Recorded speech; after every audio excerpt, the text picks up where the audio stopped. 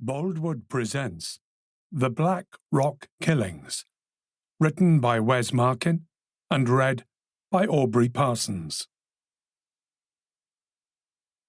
Prologue 2021. With the back of his hand, he widened the gap he'd already made in the condensation on the bathroom mirror. 28 years old, and the fine lines were etching out from the edges of his eyes. Time was relentless. Opportunities slipped away in the blink of an eye. His damaged left ear tingled. He turned his head slightly to look at the scar tissue, then reached up to stroke the nub where his lobe should have been. He thought of his parents' incompetence, their inability to care, their failure to protect him. His ruined ear had been tingling for days now. It was just no good. He left the bathroom and stood behind the leather Chesterfield. Sarah was watching the evening news while she sipped from the glass of champagne that he'd given her. He'd always admired her drive, her intelligence, her unwavering focus. After all, he possessed the same attributes. But their paths had diverged. They were marching in opposite directions. The tingling intensified. He reached up to the scar tissue, rubbing it, trying to put some warmth back into the damaged nerves, to settle them, yet knowing deep down that there was only one way of doing that. Today, Sarah had achieved her ambition. She'd become a head teacher. The champagne was well deserved. He rubbed his ear. When the champagne glass slipped from Sarah's hand and shattered on the parquet floor, he abandoned his ear and stepped up behind her. He laid a hand on her shoulder. Sarah groaned, her head suddenly snapping backwards. He reached down and touched the damp skin of her contorted pale face. "I feel awful," she said. He nodded and stared over at the mantelpiece.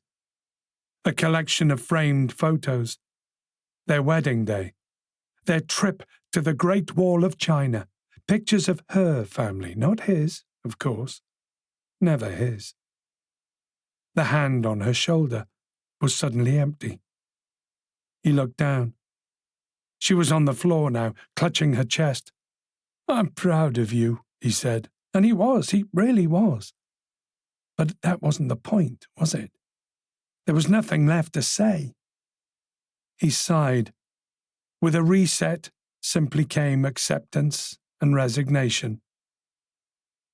He stood there for almost 17 minutes as she died, listening to her pleas. When she was past the point of no return, he circled the Chesterfield and lowered himself to her side. He brushed a strand of hair from her twitching, damp forehead. She stared up at him, her eyes wide.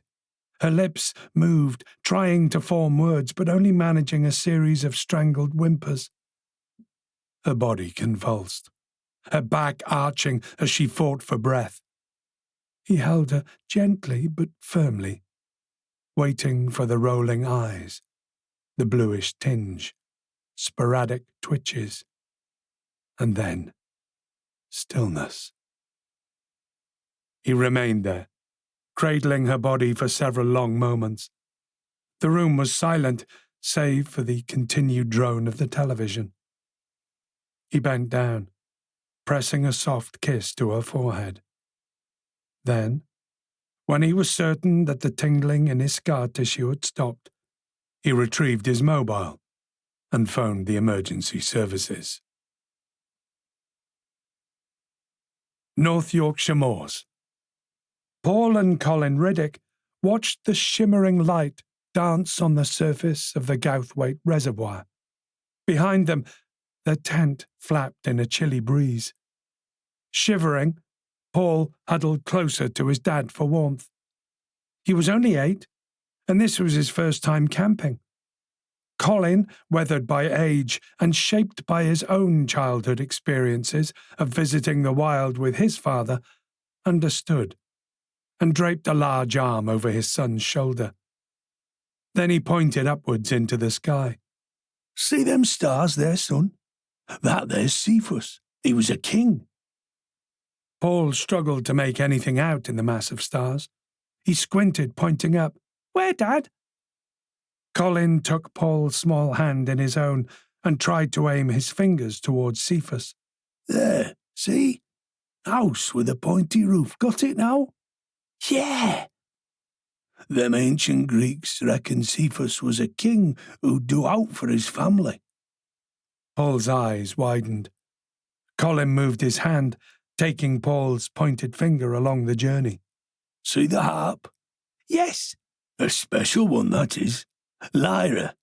It's said to represent the love between parents and their bairns. Paul was warmer but not entirely comfortable. He leaned further into his father's sturdy frame. Do you think they're astronauts up there, Dad? Aye, without a doubt. Cool. His father laughed. Would you like to be an astronaut, son? Paul wasn't sure. He'd seen documentaries, and some of those astronauts had to spend ages away from their families. Would you come with me? His father laughed again. Bit long in the tooth for that, son. Not sure NASA would risk any nice Apollo spacecraft on someone like me. Besides, when you're old enough to get up there, you wouldn't want me tagging along. I would, Paul said. He loved spending time with his father. A comfortable silence settled between them, while Paul gazed at the stars in wonder and thought of astronauts and all of their wonderful adventures. He felt warm now, safe in his father's embrace, nestled and at ease among the rolling hills of North Yorkshire. You know, Paul, his father said, I was just like you once, full of life, full of dreams, and my father, God rest his soul, was always there, listening. He was a scout leader. A scout leader, you know. Have I ever told you that? Paul nodded. Yes. He took me everywhere, did you, Grandad? Taught me everything a whippersnapper should know. How to tie knots that'd hold fast in any storm. How to track animals by their prints. How to find food in the wild, to navigate by the stars. He even taught me how to whittle. I were never much good at whittling. Bloody hell. Excuse my language, son, but whittling. I'll teach you too. I'd like that, Dad. Silence enveloped them again. This time the world around them seemed to shimmer oddly, and the stars above pulsed with an otherworldly light. It was a strange sensation, but not one that unnerved him. Then his father sighed. I'm sorry, son. I really am. What for? Not being there for you enough. It's okay, we're here now. He looked up at his father. Colin nodded, but his eyes were sad. I should have done this more often, though. Should have been there for you like my dad were for me. Always there. He nodded up at the constellations again. Like those stars, see? Not some shooting star passing through. My father taught me something special, Paul, and I didn't harness it. I were too busy chasing the next quid, chasing things that don't really exist, that don't make a true difference, chasing ghosts. Paul nodded. His father's words were heavy, but he knew them to be true. An icy wind caused the tent to flutter behind them, and the glassy surface of the lake to ripple. There was a whisper riding the wind. I'm here, Paul. He looked back up at his father's eyes wide. Did you hear that? Colin shook his head. Right here. Colin cocked his head, listening intently. After a moment, he nodded slowly. Aye. There's definitely something out there, lad. Are they ghosts, you mean? No. I think those whispers are very real. But it's up to you to tell the difference now, lad. Between that which can help you and guide you, and the nothingness. The ghosts of what once was, which pull you further and further away. 2023.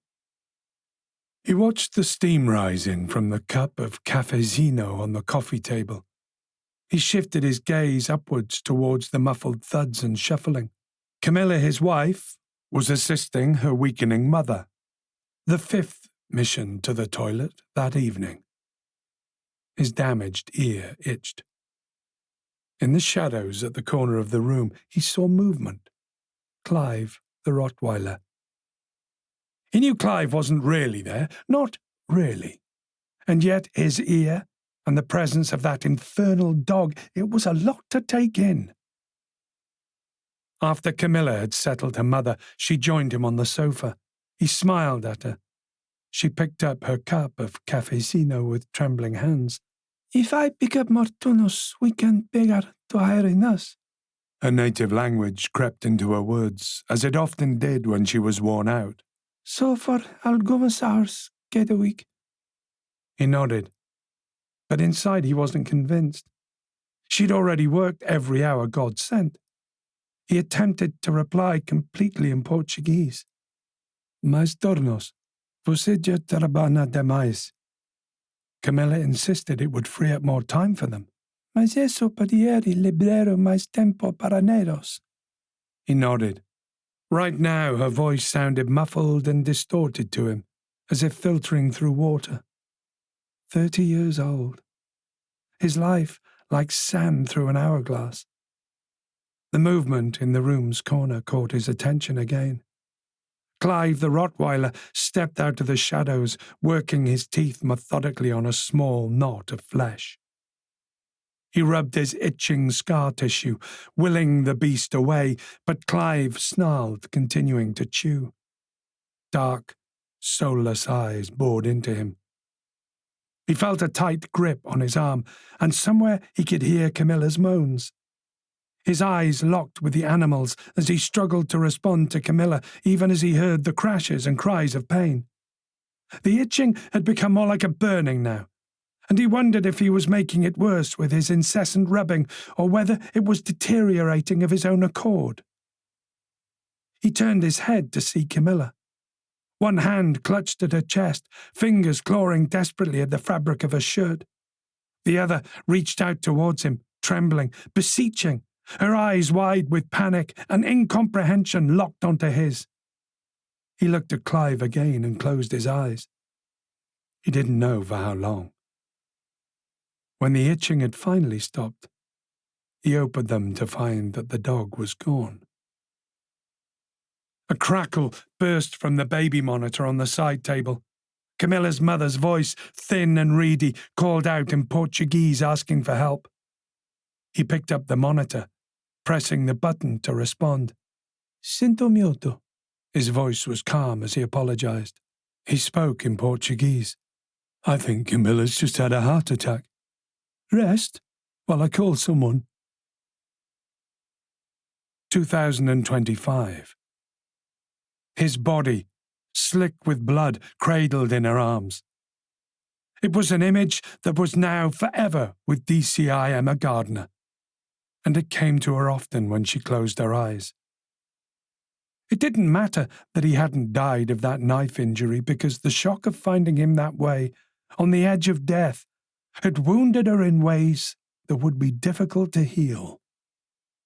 She swallowed, opened her eyes, and stared down at the still form of her colleague and close friend, DCI Paul Riddick, who'd been wheeled out of surgery just hours ago. While the knife wound hadn't killed Riddick, it had created a problem that eventually would. A bacterial infection, coupled with years of alcohol abuse and the emotional toll of losing his wife and children to tragedy, had left his heart beyond repair. Today, however, had ended in hope. After a 6-hour operation, someone else's healthy heart now beat in his chest. She sat with him in the ICU as the ventilator hissed and his chest rose and fell rhythmically. Recalling the images she'd seen online, she gazed at the layer of bandages, imagining the fresh surgical scar beneath. Her eyes then traced the maze of IV lines, delivering a cocktail of immunosuppressants, antibiotics, and pain relievers directly into his bloodstream. The myocarditis had ravaged his heart, causing extensive damage that even the best medical care couldn't reverse. Now his face seemed younger somehow, free from the lines of pain and worry that had become as much a part of his personality as his appearance. She wondered where Riddick's mind was now. He'd recently endured hell to rescue 4 children who'd been trafficked. She hoped he was somewhere calm, getting the rest he so desperately needed and deserved. She reached out, her fingers hovering over his hand, before gently clasping it. His skin felt cool beneath her touch. "I'm here, Paul," she whispered, her voice thick with emotion. "Right here." She remained by his side a while longer. The hospital staff had been kind to her in allowing her this much time. They'd recognized her dedication to him over the past weeks. Eventually, she straightened up, reluctantly releasing his hand. As she turned to leave, she cast one last look over her shoulder.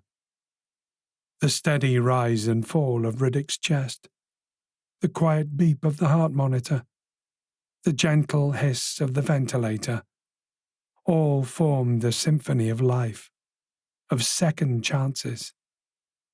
And then she was gone, stepping momentarily from his world and back into her own. Chapter 1.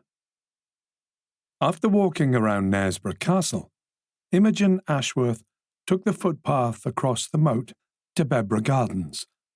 It was among these steeply sloping shrub beds and limestone rockeries that Alistair had first proposed to her.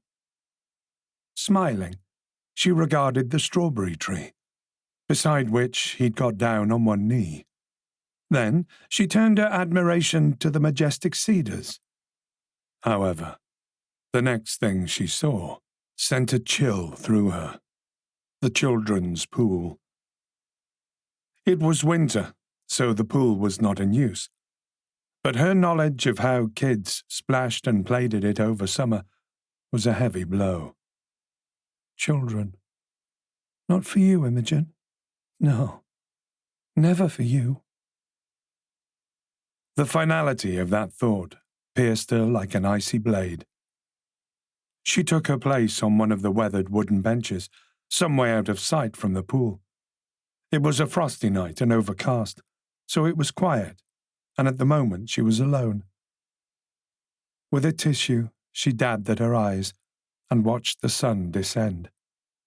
Muted oranges and purples, the bare branches of the trees, the fading light, everything reminding her of death. And even though no one had died, the prospect of her being unable to give life felt exactly the same. She was barren. She couldn't nurture, nourish, grow. Did that not make this mournful atmosphere a fitting backdrop to her despair? It had been 2 months since the miscarriage, but life wasn't getting any easier. Time was not healing. The doctor's words echoed in her mind, that the miscarriage had caused too much damage and that she wouldn't ever be able to conceive. Scar tissue, adhesions that would prevent any future pregnancies from taking hold. Even with the advances of modern medicine and the possibilities of IVF, her chances of carrying a child to term were now virtually non-existent. It had shattered her. Imogen's hand moved to her stomach, where before Christmas she'd protected something that was now lost to her forever. Today, Imogen had gone to speak to someone about the adoption process. Alistair wasn't keen, but she was determined to find out all she could about it. That he'd refused to come and hadn't taken the time off work wasn't a glorious moment in their struggling relationship, but she hoped he would come round. He'd always dreamed of being a father, holding his own child, and she'd caught him lying awake in the early hours of the morning these last weeks. He'd denied he was in pain, but she knew he was. This evening they'd planned to meet here after he finished work. Who knew? Maybe the place in which he'd proposed would rekindle something in their flagging relationship. Maybe this could be the moment when he'd be receptive to her suggestion of adoption, listen to the logistics of the process, and unburden himself of sleepless nights. As the last rays of sunlight dipped below the horizon, illuminating the limestone cliffs that bordered the park, Imogen saw him. Alistair, her husband of under a year, father of the child she'd lost, walked towards her with measured steps. Emotions swirled within her, and she wasn't sure what she was feeling as he approached. This had been the way of their lives for 2 months now. Was it love, still? Yes, certainly, no question. But there was definitely something negative. Resentment? Likely. Guilt? Even more likely. He rarely spoke about his feelings. In fact, the only time he'd truly opened up to her was when she'd fallen pregnant, and he'd confessed how desperately he'd always wanted to be a parent. But she knew he was in pain. And not just because of the wide-eyed staring in the early hours, although that was a significant clue, but because she could feel it radiating from him now, seeping from every pore, much like her own pain did. In his hands, Alistair carried 2 cups of coffee, the steam rising in delicate wisps in the cooling air. Alistair sat down beside her, offering 1 cup. Their fingers brushed as she accepted it, a slight gesture of intimacy that was so welcome right now that it nearly broke her composure. They shared a brief kiss, but she feared it came more from comfort than passion. They discussed how beautiful the gardens were before settling into a companionable silence. This was what had first attracted Imogen to Alistair less than 2 years ago. His quiet, reflective nature. In a world that often seemed chaotic and overwhelming, he was her calm centre. He met situations that would have had others shouting and gesticulating wildly with his steady gaze and thoughtful words. It was a quality she relied on, especially now. As they sat together, sipping their coffee and watching the last vestiges of daylight fade from the sky, Imogen studied Alistair's profile. She noticed him playing with his damaged left ear, rubbing it between his thumb and forefinger. It seemed a relatively new tic. She hadn't noticed it at all in the first year of their relationship.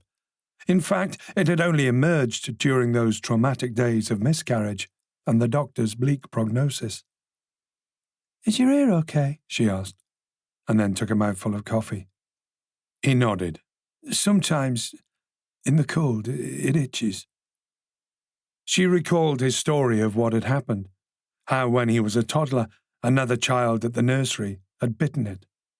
Infection had set in, and eventually a fair chunk of his lobe had to be cut away. Imogen leaned over and gently kissed his damaged ear. "I'm sorry," she whispered. "What for?" "My body," her voice trembled. "It's ruined everything." Alistair looked at her. She tried to read his facial expression, but couldn't. Her father, Roy, had pointed this out to her more than once, claiming not to be able to read him. She dismissed it then, but recently, her father's words often came back and echoed in her mind. "Don't. It isn't your fault." Alistair drank more coffee, and then set it down by his feet and turned to face her again. She desperately sought the love and sympathy in his eyes, but she felt intensely paranoid that she was merely imagining it. Were they ending? Had she and her bloody body blown it? "Shh," he said, pressing a kiss to her forehead. "It's me that's sorry. Sorry that I can't make it right." It seemed genuine. Imogen finished the coffee. She too placed her empty cup on the ground. She felt fresh tears welling up. Do you want to hear about how the adoption process works? She asked, a question hanging heavy in the air between them. Alistair was quiet for a moment, staring ahead, his gaze distant, as if looking into a future only he could see. When he finally spoke, his voice was low and determined. Yes, not now, but yes. I'm ready to start again. There was something in the way he said it, a certain weight to his words that Imogen couldn't quite decipher but seemed off.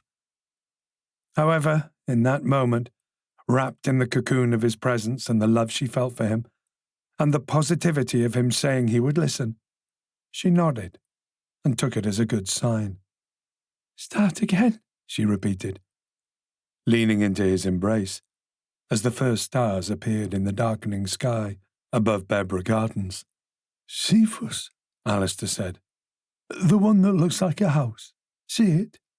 Yes, she said. She sat up and peeled off her jacket. I'm suddenly feeling hot. She leaned back into him and gazed up at Cephas again. I love you. And she did. She really did. She rubbed her stomach again. Not from loss this time, but from indigestion. Coffee this late really didn't agree with her. Chapter 2.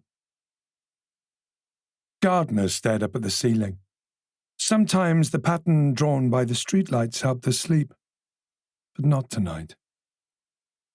She felt Lucy O'Brien's soft breath on her cheek, her arm draped loosely over her stomach, and let out a quiet sigh. The detective was both her lover and her colleague, junior colleague, by 16 years. Gardner's fingers absently traced the contours of O'Brien's hand. She couldn't deny her potent feelings, but a nagging voice in her head questioned whether this relationship was not only inappropriate, but also a convenient distraction from the chaos unfolding in her life. The past 6 weeks had been a whirlwind. Gardner had been a woman possessed, dividing her time between her critically ill friend, 2 children, a high-pressure job, and this new burgeoning relationship. She turned her head slightly so she could see O'Brien's sleeping face. You've been a rock, Lucy. A rock. Tonight was a perfect example. O'Brien had been waiting with a bottle of wine, a takeaway, and 2 children settled and tucked up in bed. With the au pair away visiting family, O'Brien had stepped in without hesitation. But if I'm taking advantage, tell me. Stop me. Gardner looked back up at the ceiling. Her feelings for O'Brien were genuine, but so were her feelings for Riddick, albeit different. Very different. She'd been careful to steer conversations with O'Brien away from Riddick. How could she explain the way her heart clenched every time she saw Riddick pale and vulnerable in that hospital bed? The rational part of Gardner's mind kept reminding her that a life with Riddick was a near impossibility. His alcoholism, violent tendencies, the ghosts that plagued him, could he ever truly heal enough for a successful relationship? In contrast, despite the potential for workplace gossip, a future with O'Brien seemed more realistic, more attainable. Yet, the prospect of losing Riddick, first from the stabbing, then from his infected heart, had brought Gardner to the edge of a dark chasm. And Gardner feared this trauma had driven her into O'Brien's arms, which felt immoral. She shifted slightly, careful not to wake O'Brien as her mind continued its relentless cycle of thoughts. Gardner recalled the young detective leaving cereal bars on her desk when she'd been overworked, a small gesture that had touched Gardner more than she cared to admit. She thought back to the time when O'Brien had been the first on the scene during the turbulence with Neville Fairweather, the tall, mysterious entrepreneur who circled her like a shark, his intentions always ambiguous and dangerous. O'Brien had been a lifeline during that shadowy time, offering safety to her and her children. Then, the memory of shots fired behind an old farmhouse flashed through Gardner's mind, and those agonizing minutes when she thought O'Brien had been killed. Gardner looked over at the young detective's face. Her smooth skin glowed in the streetlight, a stark contrast to the worry lines that had etched themselves on Gardner's face over the last decade. It was yet another reminder of the gulf between them. But O'Brien made her smile more than anyone, and made her feel alive in a way she hadn't in years. The weight of her responsibilities seemed lighter with her around.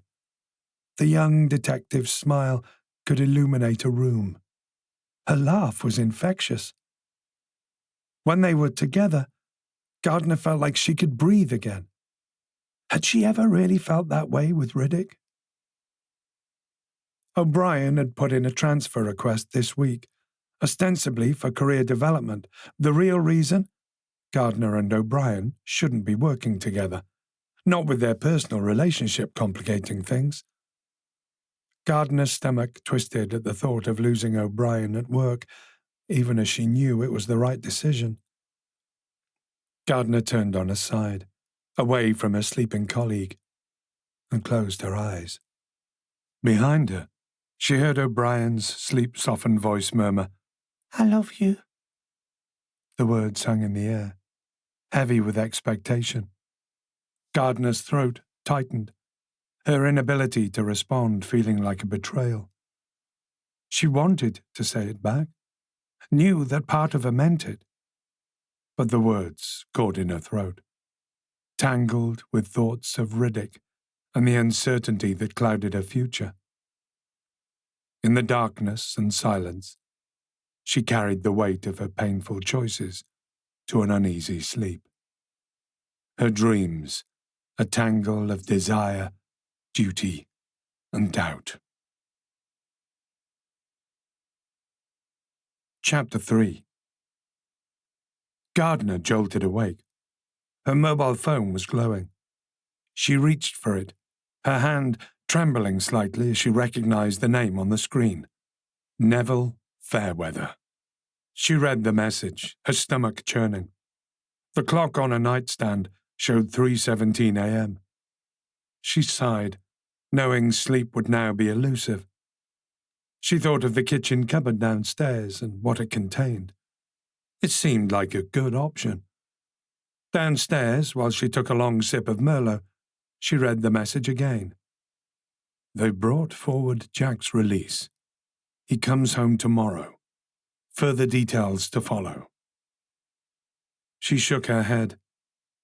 Jack Moss, her brother, who'd been serving time for assault, was coming home, or more precisely, to her home, because he didn't have one. What a bloody nightmare. She took an even longer sip of Merlot than before. Of course she'd known this day was coming, but this week, and certainly not tomorrow, hadn't factored into her planning. She had at least hoped that Riddick would have been out of the woods first. However, she should have been prepared for this. When Neville was involved, anything was possible. Gardner set down her glass, taking a deep breath as memories washed over her. She was 10 years old again, wandering around Malcolm's maze of mirrors at the fairground, terrified because it was late and no one else had been in there. At least until Jack, her 8-year-old brother, had crept in holding a large stone in his left hand. She recalled his empty eyes and her own confusion. Then she remembered him swinging that stone and everything turning white. Gardner's hand unconsciously moved to the faint scar hidden beneath her hairline and she exhaled. Time had fixed her fractured skull, but it had never fixed her little brother. Their parents, and herself for a time, had tried to manage it but failed. The emptiness and the capabilities that existed within Jack couldn't be fixed. Gardner finished her glass and poured herself another before making her way back upstairs. She paused outside Rose's room and pushed the door open. The light spilled across the sleeping form of the 9-year-old girl, her adopted daughter, Jack's biological daughter. Rose stirred slightly in her sleep, her face peaceful and untroubled. Gardner felt a lump form in her throat. To think that this beautiful girl was only a year older than Jack had been when he'd swung that stone almost killed her. What have I done? She thought of the promises she'd made to Neville Fairweather and Jack, and this innocent child lying asleep, not forgetting the other 8-year-old child in the adjacent room, Annabel. Jack, her unpredictable and dangerous brother, was coming here, and she'd agreed to it. If she hadn't allowed it, then Jack would have had to stay in prison, and he'd have been dead by next month. What choice had that given her? Condemn her brother, Rose's father, to death, or do what she could to help him? Gardner's fingers tightened around the stem of a wineglass. She wasn't built like Jack. She couldn't allow him to die. Still, she'd been clear as day to both Neville and Jack. One chance. At the first sign of trouble, those gunning for him inside would be the least of his problems. She'd kill him herself. Chapter 4.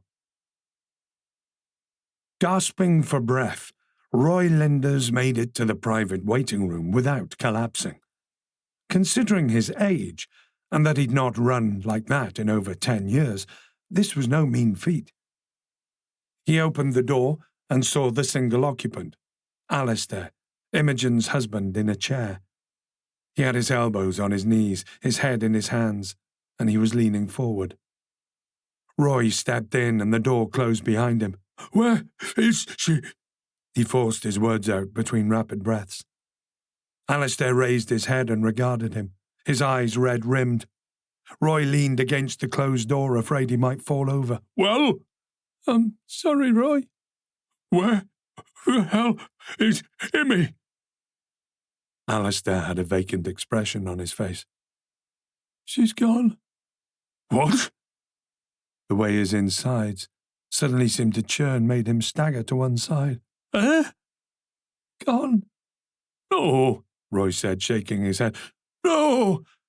He took a deep breath and stood up straight, regarding the shell-shocked man as he buried his head in his hands again.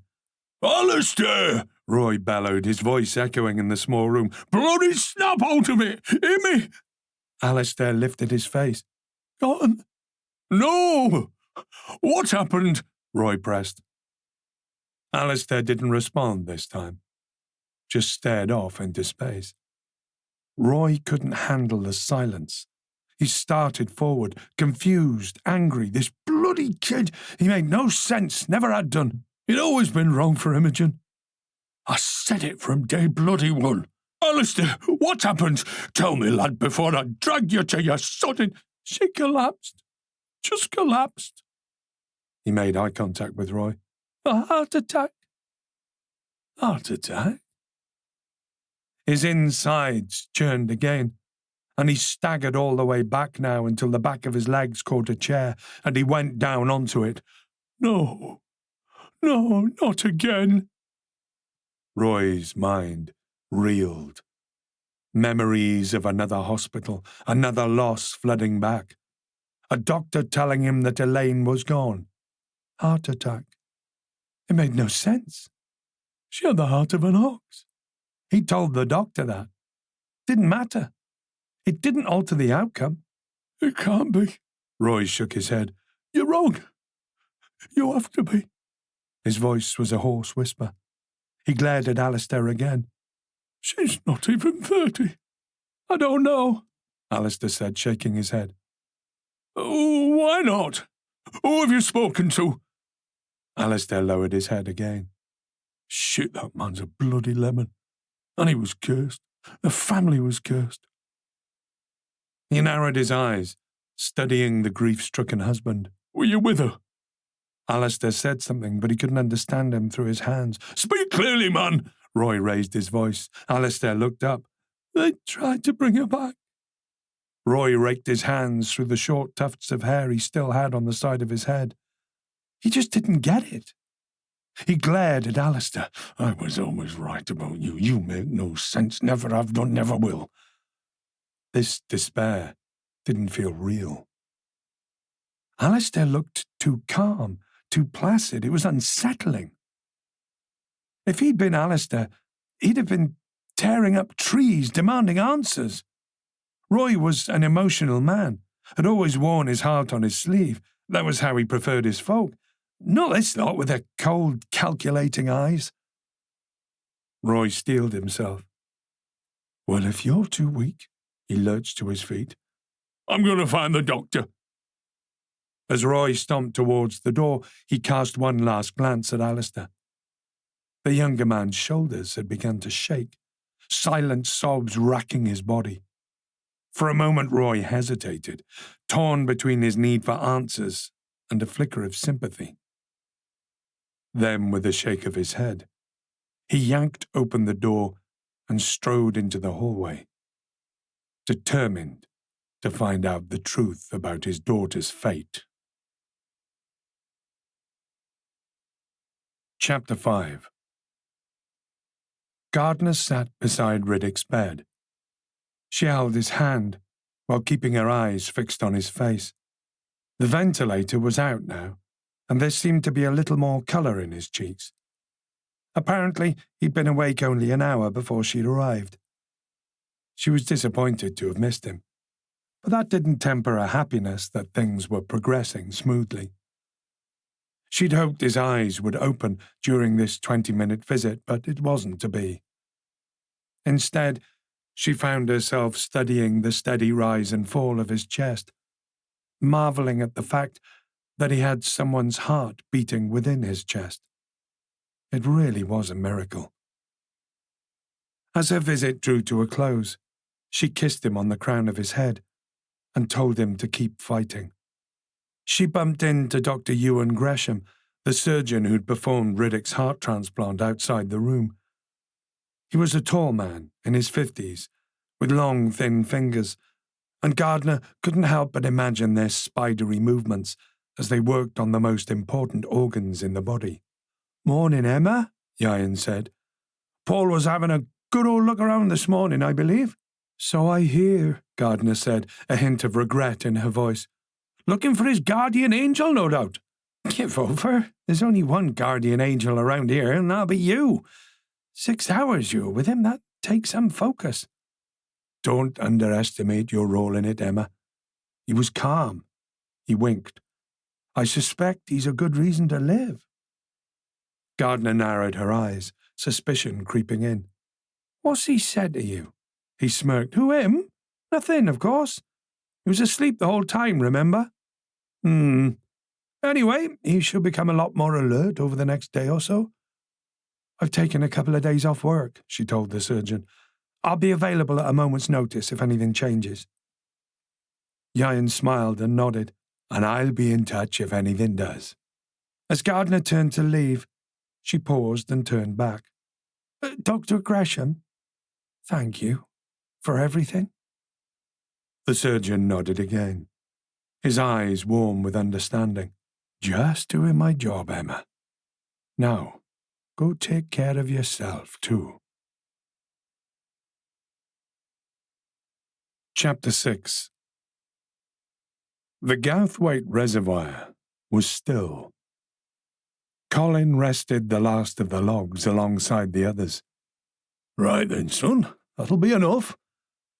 Paul knelt and ran his fingers over the wood. "Have I chosen well, Dad? This wood is really going to float?" "Aye," Colin said. "It's a decent enough foundation, and nothing is worth building in life without a foundation."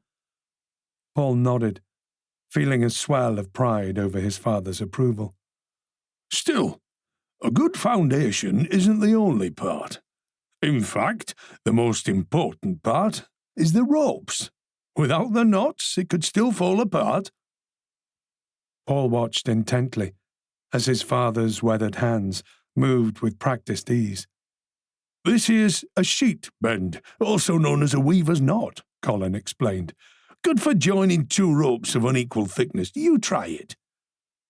Paul attempted the knot, his brow furrowed in concentration.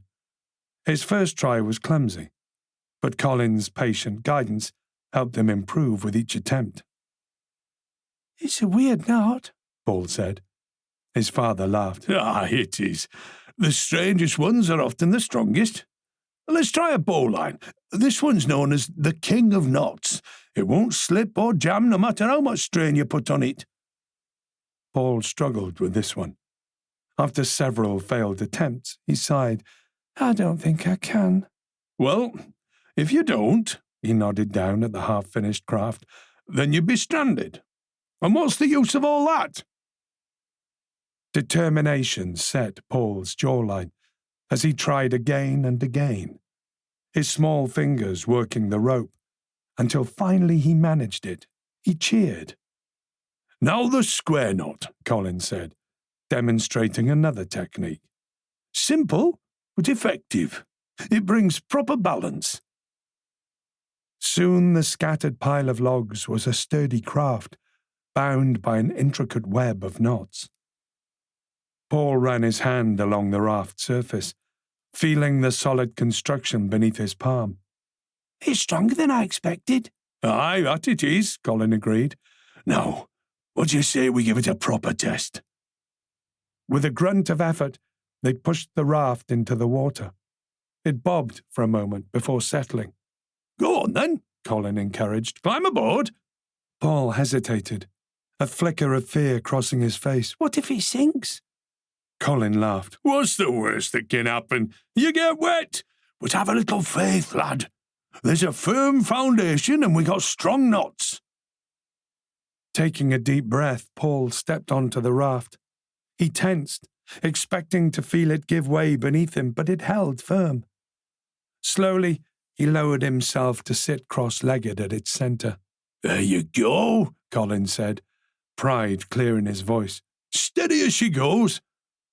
With a firm push, Colin sent the raft gliding out into the lake.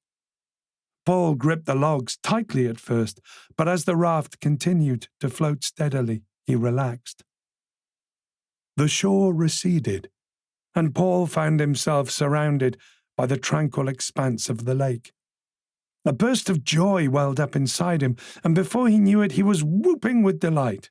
It's working, Dad! He called out, his voice echoing across the water. It's really working! He closed his eyes, basking in the sun's warmth on his face and the gentle rocking of the craft. Like I said, a firm foundation and strong knots, his father called out. But hearing those words again caused Paul's joy to suddenly recede.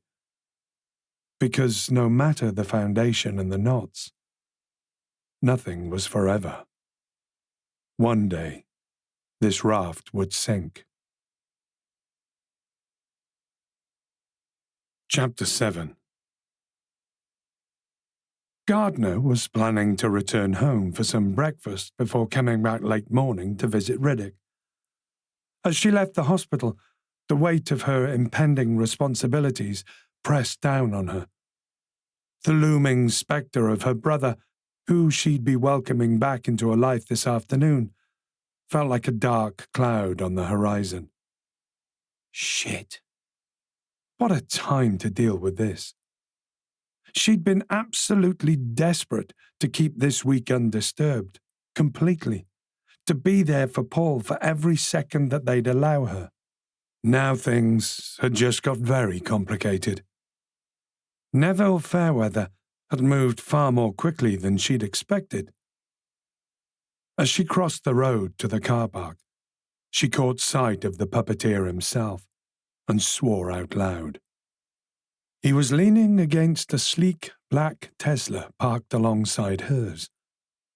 Receiving a text in the middle of the night had been disconcerting enough, but having the smug bastard track her down to a hospital car park was completely bloody infuriating. But that was Neville all over. He moved in the shadows, and he'd been scaring the shit out of her since he'd first announced his presence a year back. As she neared him, he gave her a swift nod and climbed into his car. His intentions were obvious. He wanted her in the vehicle too, sitting alongside him. Gardner hesitated, holding the handle of the passenger door for a moment. With a resigned sigh, she changed course and climbed in. "New car?" "We've a pool of them. I checked it out before one of my bodyguards could stop me. Thought it best I came alone. Feels less intimidating for you." Gardner observed him, noting his long white hair pulled back into a neat ponytail, and his neatly trimmed beard framing a face that appeared to be constantly torn between a smile and a smirk. "Tracking me down to the hospital, ensuring my brother's early release? It still feels intimidating, I'm afraid." His phone buzzed in his pocket. He hoisted it out, looked at it and grinned. "Doesn't take much to piss my guard dogs off. They think I'm a liability. You think this setup is intimidating, Emma? Try to live in a world where you've no freedom whatsoever." "Difference is you choose it. I didn't choose this." He nodded. "Yes, I chose it all right. I believe in what I do." "Which is?" Neville raised an eyebrow and gave her an expression that suggested she should know better than to ask that question. Gardner's mind raced, piecing together the fragments of information she'd gathered about Neville over the past year. She recalled their first meeting when he'd appeared out of nowhere, claiming to be from Wiltshire, her own place of origin. He said he'd been house hunting and was eyeing up Gardner's estate when he'd stopped Rose from running out onto the road. But it had all been a ruse. Neville had known who Gardner was. Just as it transpired now, he knew her brother. But how did he even know Jack? It was anybody's guess. There was also another intriguing connection. Fairweather was the biological father of Colette Willows, a colleague Gardner had lost in the line of duty before she was seconded to North Yorkshire. At first, Gardner had been paranoid that he was holding her to account for Colette's death, but this, it now seemed, wasn't the case. Jack, her sociopathic brother, was the sole reason Gardner had Neville's attention. "Emma, believe it or not, I'm here to express my gratitude," Neville said. "I don't believe it." He nodded. "I don't suppose you do, but it's true. Without you, I couldn't have arranged Jack's early release. That he'll be staying with his reputable DCI sister carries considerable weight. You're the reason he's out of significant danger." "And what if he brings that danger with him? He's a criminal. There are children at the home." "One of which is his daughter, whom he adores. He wouldn't put her at risk." "Jack isn't like everyone else, as well you know." "Maybe not, but that sense of loyalty to his daughter, and you, will keep you all safe." "To me?" Gardner laughed out loud. "He almost killed me when I was 10. He brained me with a stone." "Almost. Did he not have ample opportunity to finish the job?" "He was 8. He probably thought he had done." Neville shrugged. "Look, I can only report on the man I know now. You and your children are in no danger. In fact, arguably, you are safer for his presence. He'd sacrifice himself before letting any harm come to you all." She wouldn't bet on this. She knew her brother well, and although he'd definitely fight for Rose, she'd doubts about whether he'd fight for her. "So are we safe from those who want my brother dead?" "Absolutely. Outside of prison, we can keep tabs on these individuals. Besides, none of these people would go near a DCI's home and risk a shitstorm. These are people who like to stay invisible. although they're failing miserably where I'm concerned. So you're 100%? Yes, just because you're still here. If they were ever going to move against you, do you not think they'd have done it by now? You're high risk for them. You carry headlines, Emma, and that's exactly why we need you to look after him until it's over, because they won't come anywhere near your home. Until what?